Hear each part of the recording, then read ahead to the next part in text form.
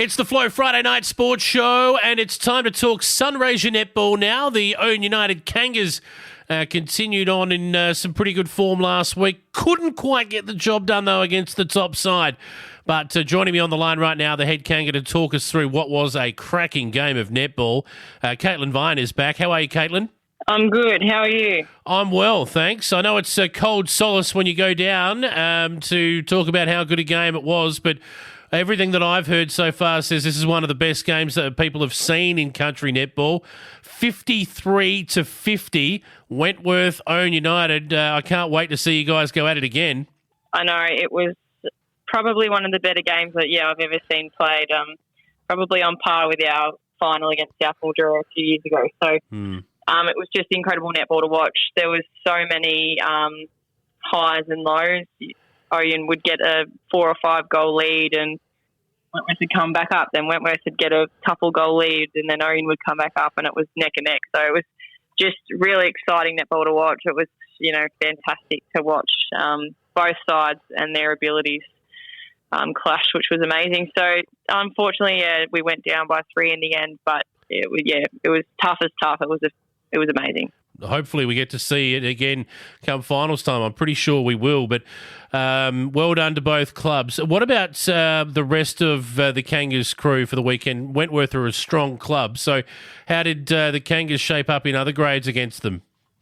Yeah, it definitely wasn't our week for netball or football. I think Wentworth just seemed to be so strong. B grade, Ouyen had a really great start and played some incredible netball in the first half. And then, unfortunately, in the second half, sort of just dropped off and Wentworth got the win. C grade was probably nearly on par with A grade in excitement and good quality netball. You wouldn't know that it was a C grade match. It was fantastic to watch. They were similar, they'd get up by a few, then come back down, and then Wentworth would get up, and in the end, Ouyen lost by 1 goal. Oh. Right at the very end. I think, one change of pace and it would have been a draw. So that was really, really exciting to watch. And then C-Reds, Wentworth were just way too good for us, unfortunately, and won quite solid.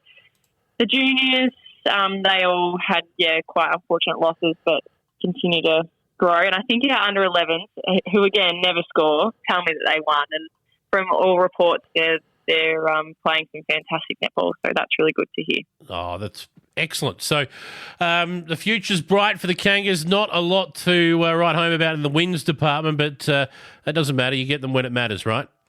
That's it. We always know that Wentworth's going to be a tough one, so we've just got to keep chipping away until those finals. That's exactly right. So let's have a look at some of the other A-grade matches, and there were some significant results here. Imperials did enough to beat Robinvale. They beat them 61-46. Probably just did what they had to do, really.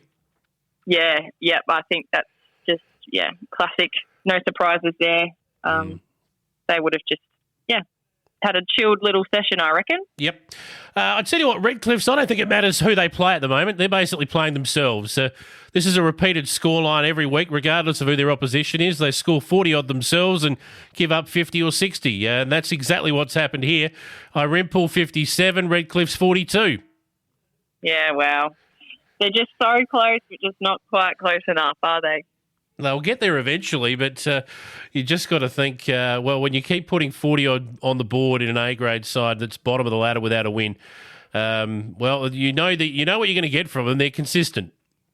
Yeah, it's really hard to know. We obviously haven't played them yet. That they must be getting most of their centre pass goals and then just dropping a couple because they're obviously scoring really well. So, I don't know.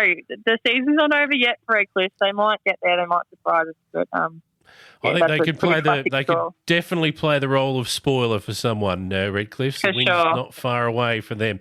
Mildura had an important win over South Mildura. This is a big result, 55-43. So that keeps Mildura right in the mix. It's a big dent for South Mildura. Yeah, that is a tough one for South.